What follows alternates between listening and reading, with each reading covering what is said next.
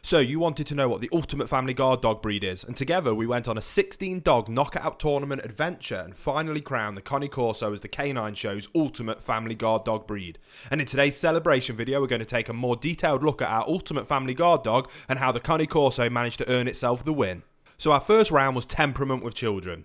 This round was important for obvious reasons. If you're going to bring a guard dog into your home with children, it is absolutely imperative that they be good with children of all ages. But it's also important thinking of the bigger picture, including your children's friends coming over to play or meeting other children in public.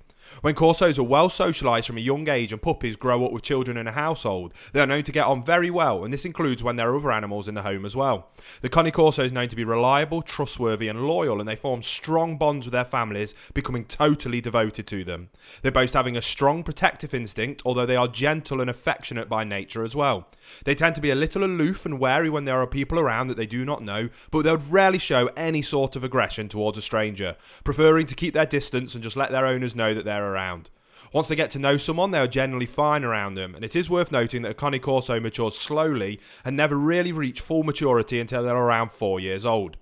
They are not known to have a high prey drive, preferring to stay within the boundaries of their own homes and around their owners.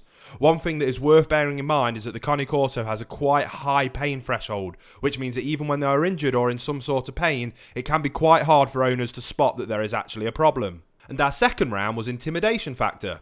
And this round was in the contest as for a guarding breed, 99% of the time intimidation is enough to scare off any would-be bad guy. A feat any dog can do, but the scarier they look and sound, the less likely they are of trying to attack you or your family, rob your house or something even worse. As the Corso is a large dog and one that boasts a great deal of muscle tone, which adds to their very powerful and athletic appearance. They are quite imposing, but at the same time they are well proportioned, even though they have large heads typical of the Mastiff type breeds. Their skulls are broad but get flatter just behind a dog's forehead and towards the back of their heads, making them brachiocephalic. There is quite a deep furrow at the front of a dog's head and their stop is well defined. When seen from the front, a dog's skull is slightly curved and wide, whereas when seen from the side it appears to be an irregular curve. Muzzles are short and deep, yet very powerful, looking being just wide as they are long, with dogs having a level bridge to their noses.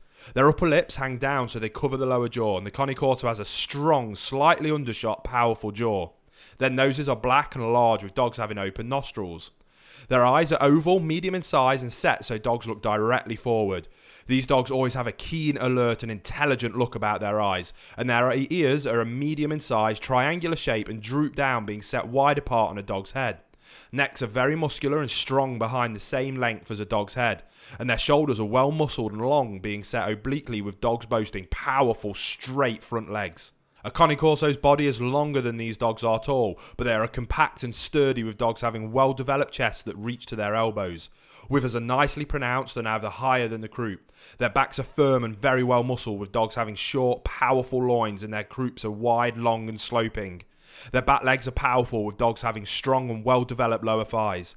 They have cat-like feet, with their back feet being less compact than their front ones, and tails are set quite high and are thicker at the root, which dogs carry high.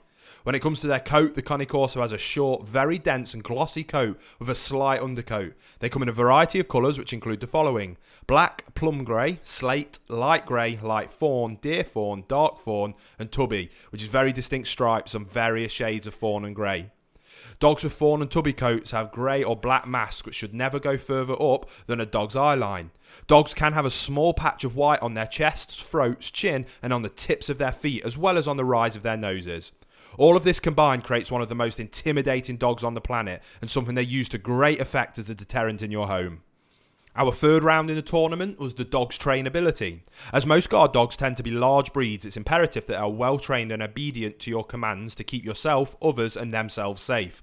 When you add a large dog into a family environment, trainability is even more important, as there is more than just the dog's needs to understand and more people they need to be able to take commands off and be forgiving with inconsistencies that can happen in a home environment. That's why this round was more than just which dog ranks higher in the intelligence score.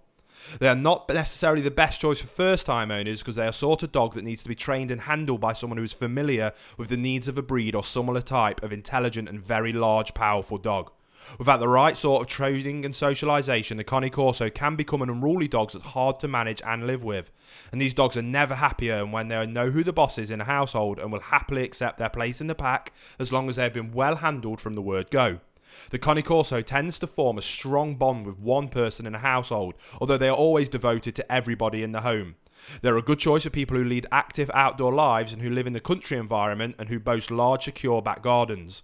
They're also a good choice for people where one person is usually around when everyone else is out of the house, because these large dogs thrive on human company and do not necessarily do well if left on their own for long periods of time. The Cane Corso is very intelligent and they like nothing better than to please their owners, and as such, in the right hands and with the correct amount of socialisation, they are easy to train and easy to handle. However, these large, smart dogs need to know their place in the pack and who to look for direction and guidance to be truly well-rounded, obedient dogs, as without this, a dog would quickly take on a more dominant role, making them a lot harder to live with. It cannot be stressed enough the importance of early socialisation with these dogs, and their training has to start early and be consistent throughout their lives to prevent them from showing a more dominant side to their natures. This could lead the Cane Corso becoming unruly and therefore unmanageable to the point of being quite dangerous. However, in the right hands with the correct amount of training and socialisation, the Cane Corso grows up to be an obedient, mature dog that's a pleasure to have around. The fourth round was health and life expectancy, and this was more of a straightforward round, as when you bring a dog into your family environment, they become a part of that family, and as with any member of the family, you want them to be fit, healthy and around for as long as possible. And the average life expectancy of a Cane Corso is between 10 and 11 years, when properly cared for and fed an appropriate, good quality diet to suit their ages. And like so many other breeds, the Cane Corso is known to suffer from a few hereditary health issues, which are worth knowing about if you are planning to share your home with one of these large and impressive dogs. The conditions that seem to affect the breed the most include hip and elbow dysplasia, cherry eye, cardiomyopathy, epilepsy, Wobbler's syndrome, thyroid issues, demodectic mange, allergies, bloat and cruciate ligament issues. And because the Cane Corso has such a short nose, it makes them a brachycephalic breed. They are sensitive to heat, so care must be taken during hotter weather.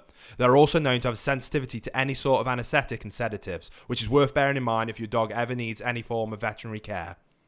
And our fifth and final round was their actual protection ability. Now, when we're talking about a family guard dog, all the other things are nice to have, but ultimately when we use the word guard dog and not watchdog, then we simply can't leave out actual protection ability. Now, when I say actual protection ability, I mean it with a focus on family guarding, not things like guarding sports or competitions like IPO, which although are superb and I'm a huge fan of them, I wanted to know what dog would be best to protect my family if I was out of the house and someone broke in. No fancy takedowns or sleeve work, just pure raw protection capabilities of the dog's loved ones were in harm in any way. And the Cane Corso has this in spades, as it's a trait that is deeply embedded in the dog's psyche and history. This, together with their need to protect and extreme levels of strength and surprising agility, makes them formidable and oppressive watch and guard dogs that will put off any wrongdoer from coming onto the property that they live on, and would be a very bad day for any bad guy who actually tried to cross them or their family. So that's how the Cane Corso won our first Ultimate Dog Breed tournament. And like I say, there's another dog breed tournament starting on the 1st of February where I'm going to be asking you guys to get involved and help. One of the lessons I learned from this past tournament was that I actually don't want to judge them myself, and I would much prefer having a judging voting system. So if you keep your eye out for the first video in the new tournament in the start of February, I'm going to be explaining how you guys can get involved and help vote on who wins each round moving forward with that next tournament. Something that I really can't wait to do. But for now, I'm going to leave you with some beautiful Cane Corso footage for you to enjoy, and then we'll see you for another episode of The Canine Show.